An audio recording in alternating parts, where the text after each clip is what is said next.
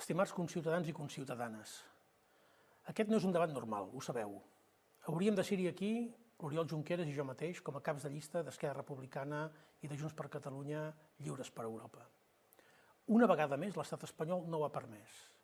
Una vegada més, i en van unes quantes, ha interferit en el procés democràtic d'unes eleccions. Tanmateix no ens callaran, ens volien apartar, no ho han aconseguit. Ens volien silenciar, no ho aconseguiran. Però fonamentalment del que es tracta és que no aconsegueixin el que de fet voldrien aconseguir amb tota aquesta repressió. És que vosaltres no anéssiu a votar, que vosaltres us espantéssiu, us quedéssiu a casa i que no enviéssiu el mateix missatge que ja vau enviar el dia 1 d'octubre, amb una forma rotunda, clara, vencent la por, la repressió, la violència. Fem-ho possible el dia 26. Fem-ho per tots. Convertim cada minut a la presó i a l'exili en un vot.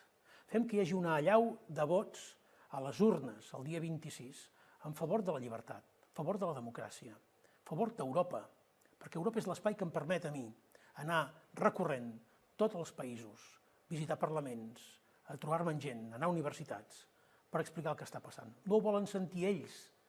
Doncs ho farem sentir el doble, gràcies a la vostra força.